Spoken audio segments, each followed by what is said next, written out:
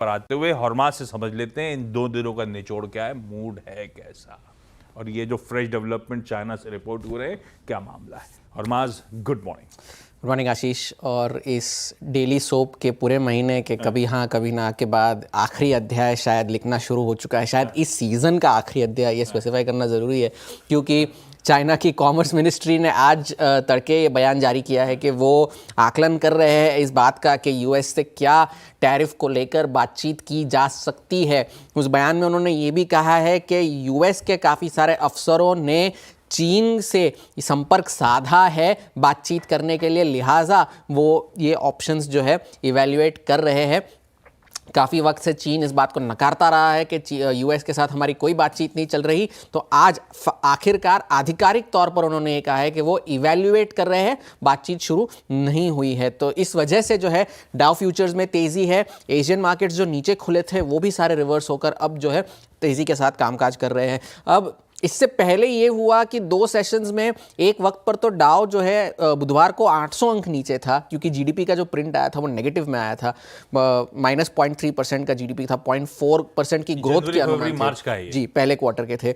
और वो इसलिए हुआ क्योंकि इंपोर्ट्स जो है वो फ्रंट लोड हो गए क्योंकि उन्हें पता था कि टैरिफ लगने वाले हैं। तो उस आशंका में चाइना के आंकड़े दिखा भी रहे थे कि मार्च में खूब एक्सपोर्ट हुए यूएस में, और इंपोर्ट्स बढ़ने की वजह से ट्रेड डेफिसिट रिकॉर्ड हाई पर चली गई, जिस वजह से जीडीपी को नुकसान हुआ और इस वजह से नेगेटिव जीडीपी आई। तो जब ये फ्रंट लोडिंग की बात जब आई, इस वजह से बाजार को थोड़ी सी रिकवरी मिली क्योंकि स्लो डाउन ऐसा कुछ नहीं है, ये एडजस्टमेंट्स प्ले आउट ज्यादा हुए हैं, एडजस्टमेंट्स क्वार्टर और वॉच आउट करना जी, क्योंकि इस क्वार्टर में अब जाकर के पता चलेगा कि टैरिफ का असली इंपैक्ट क्या हुआ है, क्योंकि चीन से यूएस को शिपमेंट्स पहुंचने में लगभग 30 दिन लगते हैं। तो जो पहले के निकले हुए शिपमेंट्स थे वो तो अभी भी पहुंच रहे होंगे।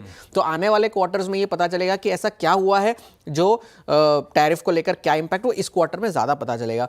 दूसरी बात ये है कि बिग टेक के जो नतीजे थे वो मिले जुले थे दोनों तरफ से, क्योंकि 4 बिग टेक कंपनीज के नतीजे आने थे। मेटा और माइक्रोसॉफ्ट के नतीजे अच्छे थे।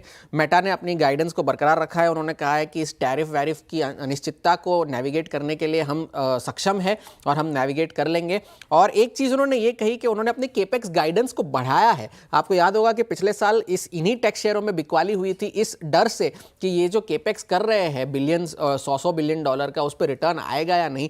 अब बाजार ये सोच रहा है कि ये टैरिफ को लेकर जहां पर सारी कंपनीज जो है अपने गाइडेंसेस को कट कर रही है, यहां पर ये केपेक्स बढ़ा रहे हैं, तो वो उसे एक पॉजिटिवली व्यू कर रहे हैं। तो माइक्रोसॉफ्ट और मेटा के शेयर कल अच्छे चले, इस वजह से नैस्डैक में कल तेजी थी।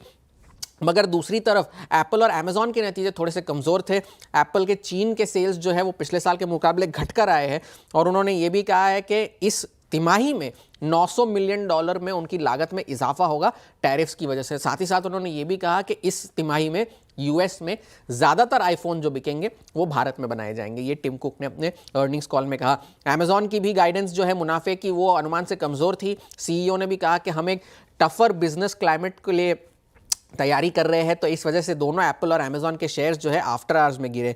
तो अब ये है कि जॉबलेस क्लेम्स भी कल 3 महीने के सबसे ऊंचे स्तर पर निकल कर आए हैं।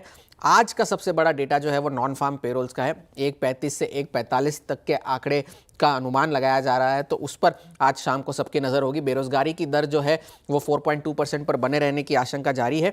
लेकिन डोनाल्ड ट्रंप ने साथ में ये भी कहा है कि कल उन्होंने कहा कि ईरान से अब जो कोई भी देश तेल खरीदेगा उन पर हम सैंक्शन लगा देंगे, वो हमारे साथ व्यापार नहीं कर पाएंगे। तो इस वजह से तेल में थोड़ा सा इजाफा हमें देखने मिला। बैंक ऑफ जापान ने भी अपनी ब्याज दरें छोड़ दी बिना किसी छेड़छाड़ किए। तो आज का बड़ा टेक अवे ये है कि चीन से जो जेस्चर आया है उस वजह से बाजार में तेजी है, तो वहां पर नजर रखने की जरूरत है। ओके, ये देखते हैं बाजारों में तेजी है।